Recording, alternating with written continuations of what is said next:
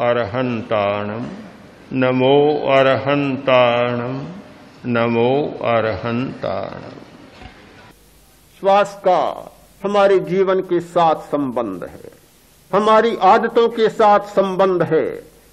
श्वास परिवर्तन के साथ सारी बातें जानी जाती है। अभी तक आप लोग केवल श्वास का अनुभव कर रहे हैं कि श्वास आ रहा है, श्वास जा रहा है।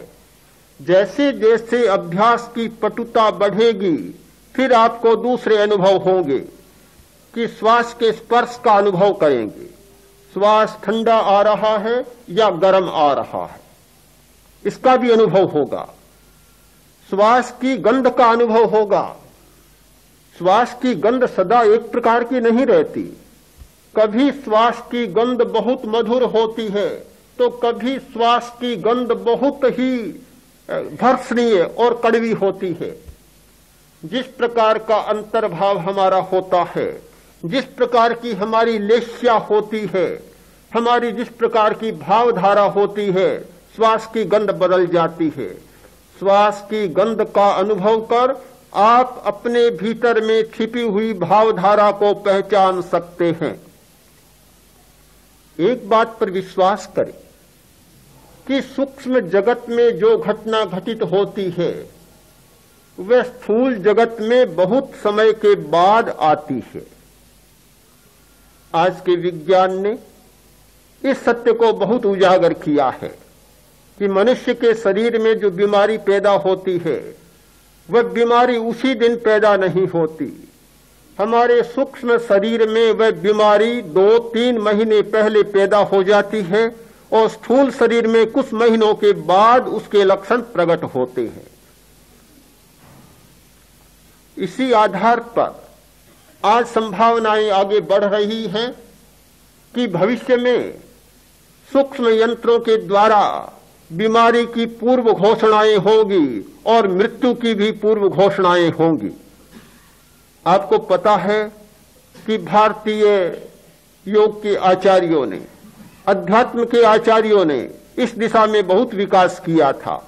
बीमारी की पूर्व घोषणा, मृत्यु की पूर्व घोषणा की अनेक पद्धतियां उन्होंने विकसित की थी। योग शास्त्र उन पद्धतियों का बहुत लंबा विवरण प्रस्तुत करते हैं। अपनी छाया का बोध, अपने स्वर का बोध, अपनी आकृति को देखने का बोध, ये सारे बोध भविष्य की सूचनाएं देते थे। जो काम शायद आज यंत्र नहीं कर पा रहे हैं वे अपने स्वर के द्वारा होते थे। स्वरोदय का बहुत सूक्ष्म विकास हुआ था हमारे यहां। इस सच्चाई को हम अस्वीकार नहीं करेंगे कि सूक्ष्म जगत में घटनाएं बहुत पहले घटित हो जाती हैं, स्थूल जगत में वे बाद में आती हैं।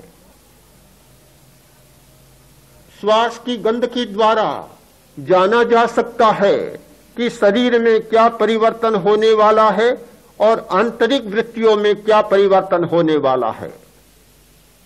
तो हमारी वृत्तियों के साथ, हमारी चेतना के बदलने के साथ साथ श्वास का स्पर्श बदलता है, श्वास का रस बदलता है, श्वास की गंध बदलती है और श्वास की ध्वनि भी बदलती है।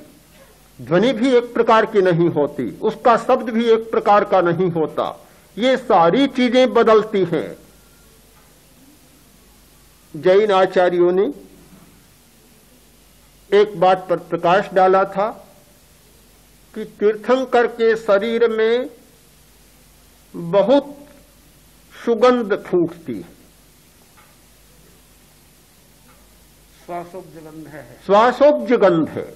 उनके श्वास में बहुत मधुर गंध होती है।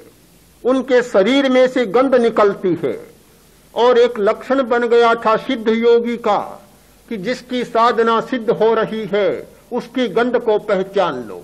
शरीर में से किस प्रकार की गंध निकल रही है, उसके श्वास में से किस प्रकार की गंध निकल रही है।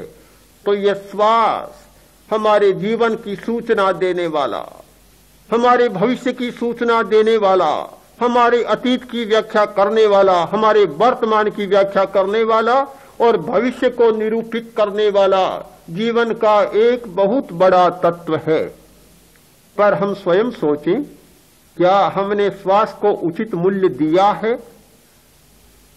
हमारी दृष्टि में जितना रोटी का मूल्य है, जितना पानी का मूल्य है, उतना श्वास का मूल्य नहीं।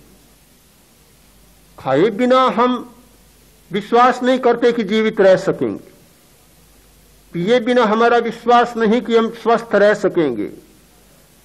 संतुलित भोजन की हम चर्चा करते हैं, पानी की चर्चा करते हैं, दवा पर भी हमारा विश्वास है, पर श्वास पर तो हमारा कोई विश्वास नहीं है। यदि हमारा श्वास पर विश्वास होता तो हमें रोटी पानी से ज्यादा चिंता श्वास की होती।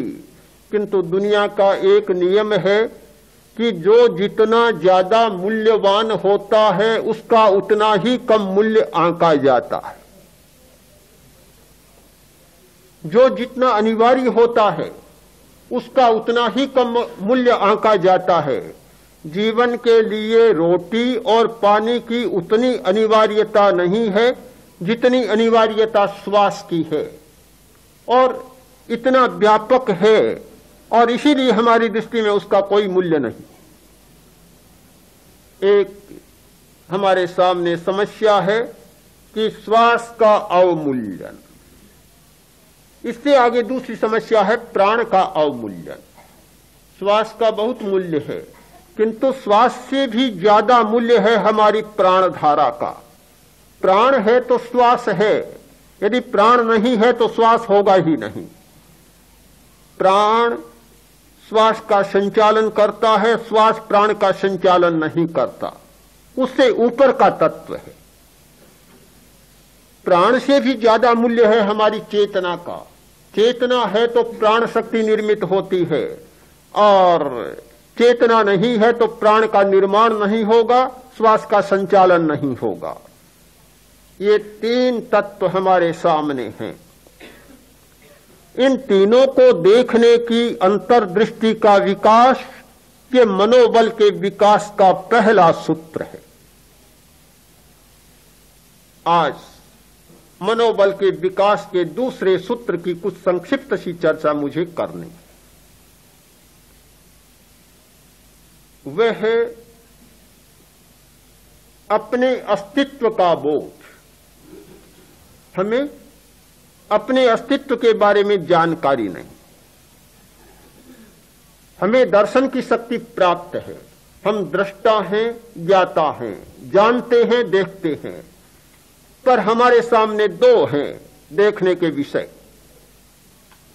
एक कर्म और एक कर्ता। हमारा सब्जेक्टिव माइंड और ऑब्जेक्टिव माइंड। हमारे सामने जितना ऑब्जेक्ट है, जितना कर्म है, जितना विषय है और पदार्थ है, उस पर हमारा दर्शन अटका हुआ है, उलझा हुआ है। बहिर्दर्शन या पदार्थ दर्शन में हमारी दृष्टि प्रतिबद्ध हो गई है। हम देखते हैं दूसरे को, या पदार्थ को या पर को। किसी व्यक्ति को देखते हैं या पदार्थ को देखते हैं।